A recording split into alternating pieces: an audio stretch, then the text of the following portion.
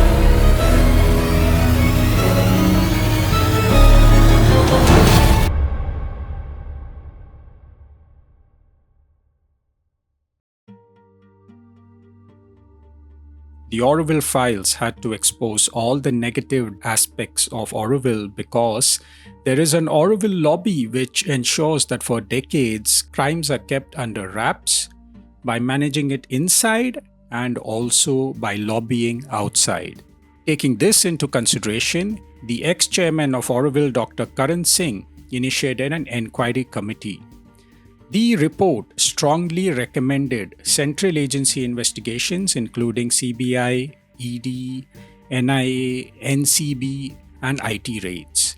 But this was completely negated by the Resident Assembly and scoffed at. After this enquiry committee report was made, somehow it said that the final decision will lay upon the Ministry of Education and was not directly sent to the Ministry of Home Affairs. So we kept following the story.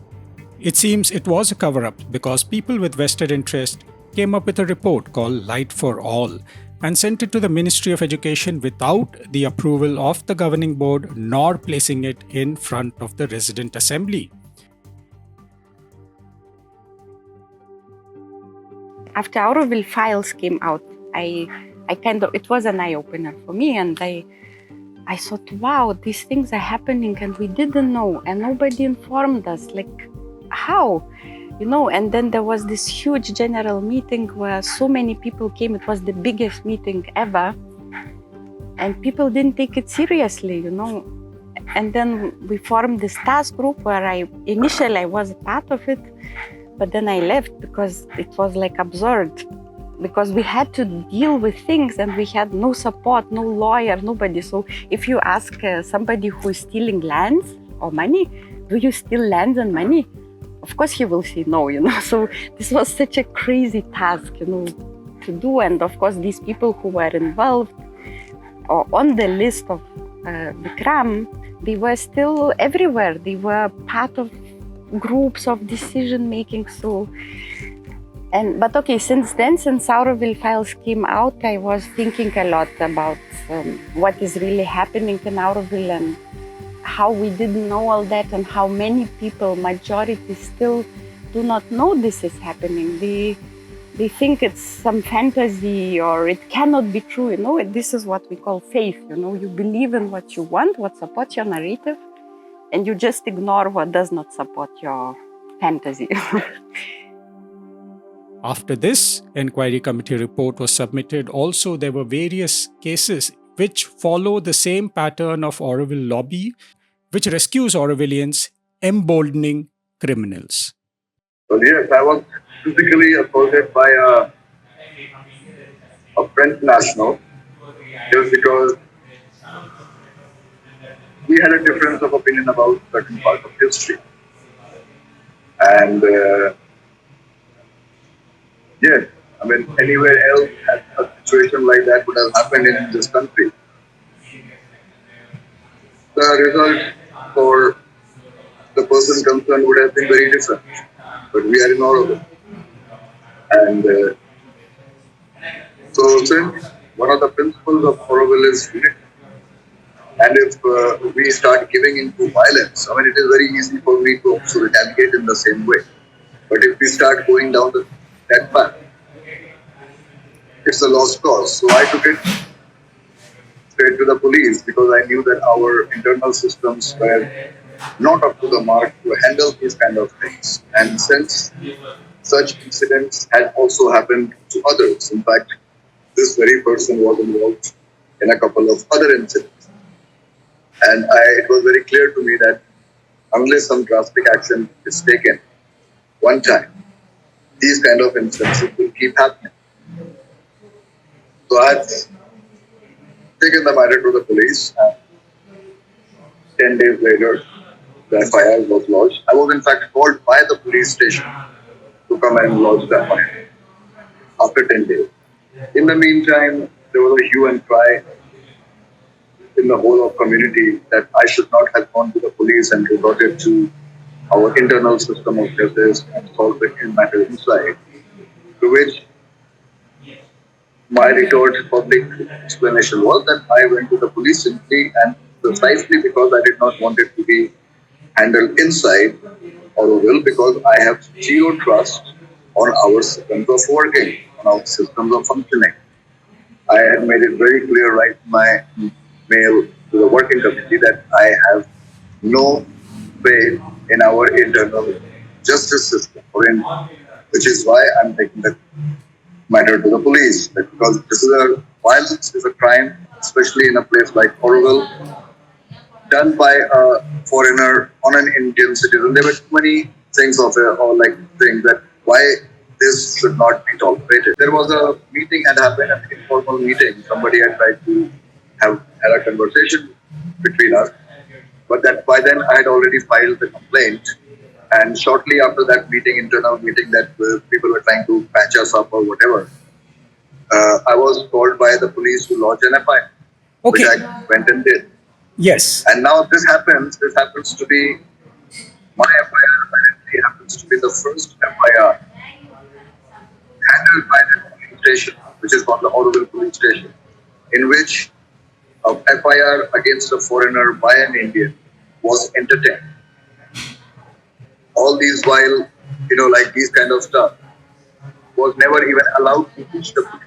Or certain faction of Auroville had enough connections or enough some leverage over very clearly over the police department or at least that police station to influence decisions, and there was a kind of an understanding that Auroville will try to solve its problem internally unless it is a very huge, grave. So the police did not give you justice. Well, the police did not give me justice in the sense. So, like the police, of course, like they lodged the FIR, but again, there's a big missing block. Something happened that because I don't know when the investigation happened. No investigative officer got in contact with me while doing the investigation. How he came to know about that place where the incident happened or whatever, and how. So it was a very shady inquiry which was done, and in that they tried to close down the whole issue as mistake of fact. Oh, for which so immediate, yeah. So basically, you filed the FIR and the police has closed it, saying mistaken facts. I believe that there was undue influence on the police. Do you feel that there was undue influence? There has to be some influence. Otherwise, there is no reason for this kind of a closure. And I had even met that at that time that DGP who was posted here, and I went to meet him. And the very next day after I came to know, and he actually looked very, and we are still in contact with each other because he saw my point, and he said yes, actually he was responsible for trying to close the case, and from his demeanor it was very clear that he was uncomfortable about doing so in a way, and he tried telling me, okay, he will see what he can do, but and I had told him very clearly, very simple, okay, in case you want to close it as a mistake of fact, it is going to be a shameful thing that you could do. Because all my idea is like if foreigners start doing these things in India, very soon a foreigner is going to get very badly hurt. And I just want this to be, the reason I went to the police was to make people in Auroville understand Did that violence in India can come back very heavy. So, and if we all start to resort to solve things by violence in Auroville, only Indians will win. Yeah. Okay. I wanted to ask you one thing. Now, okay, this happened. Was there any backlash from the community? Did they get back to you? Oh yes, yes, yes. There was a backlash. They tried to frame me up in a chart. I'm a therapist by profession, but also I have to take care of the waste management, the eco service of Auroville. I'm one of the team members. But primarily, I'm a therapist and I do physiotherapy. And they tried to kind of frame me up in a phony issue, which again blew up in their face, and which also, how do you say, which exposed another very No. misuse of No. Supreme What was Court. the allegation on you? What was the allegation? There was a, they tried to pin a sexual harassment allegation on me, but it blew up on So their face. I'm sorry, but when I study a lot of cases of Auroville, especially when Indians are victims, the institution usually comes back with any kind of sexual harassment cases on these people. I mean, I've seen a lot of frivolous, allegations like this levied on a lot of people. How was your case very crystal clear, and how were you innocent, and how did the administration handle it? Well, I don't think I'm going to talk much about it, but it was administration. They tried to frame me up, but I exposed so many loopholes in the whole story, in the whole thing, that they decided not to, like even reply to my question. One of the So blatant, this whole thing showed that another blatant, how do you say, interpretation or a blatant misuse or abuse or non conforming to Supreme Court guidelines about setting up something called the internal complaint committee. Now, Supreme Court tried to put that in this whole issue, what they tried to frame me up, they got jacked when it got revealed that the ICC, the way we have formulated or the way Auroville uses, is actually counterproductive and becomes just a kangaroo court and does not follow any of the stipulations laid by the Supreme Court, how an ICC should be formed or should operate. So Right. And in these 2 decades of being in Auroville, have you seen a lot of grievous offences which have never seen the light of day? well, there have been instances of violence which I, for a fact, know that which were not reported to the proper authority. And since we don't have a better system of justice, in fact, we in Auroville have no system of it, no system of justice, or we can say we have a system of injustice. That was what we have. We don't have a system of justice; we have a system of injustice.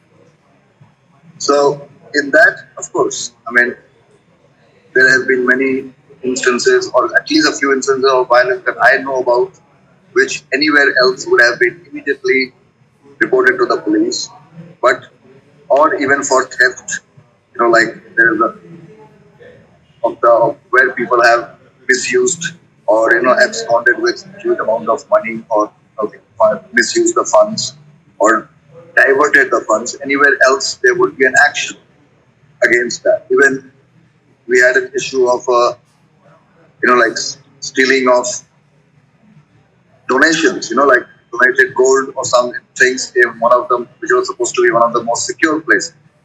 So yes, Auroville does seem to get away one way or the other or somehow.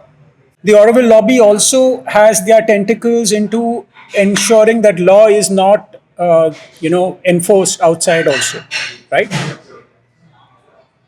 Well, I mean, no, nobody in Auroville is above law, but yes, I think some people had this misconception or still have that we are beyond law, not above, but beyond Indian laws. So beyond Indian But laws is by rescuing the people by lobbying for them. well, definitely, I'm sure there are people of influence who have been managing the machinery. Otherwise, how could it happen? I mean, one way So or the other, so somewhere. so so usually, why do people not speak openly about corruption? Because I think people who have spoken about it openly have been vindicated in some way or the other. yeah, like you said it, you already said it. So people, that is why people don't probably speak about. I mean, well, a lot of people are probably not even aware. Those who are aware, so they have two options: either follow the example and become corrupt or start doing some kind of practice yourself because you know, okay, that guy is doing and that guy is doing, that guy is doing, well, why not I? These guys have not been caught or they can continue doing it, why not I? And so, yeah, and or they have the thing, and who would they report to? You know, like even if they come to know about corruption, who is going to report to whom? So, folks, this is how Auroville lobby has been covering up for decades to show that Auroville does not have any crimes. And also to show that, in the end, FIRs do get filed, but in the end, it's not a part of Auroville. This is all just nonsensical hogwash. So please check the link in the description below, where there are examples of so many cases over the past 6 years, including idol smuggling and drug smuggling through international post, which has not seen light of the day, so that they can protect an autonomy in the name of spirituality and be forgiven for all sorts of crimes and victimize the victims. For the true strength of humanity lies not in the darkness, but in our ability to expose it, to uncover the truth, and to ensure that no more lives are consumed by the sinister embrace of this Auroville institution, which misquotes Sri Aurobindo and the Mother for personal vested interests of a few.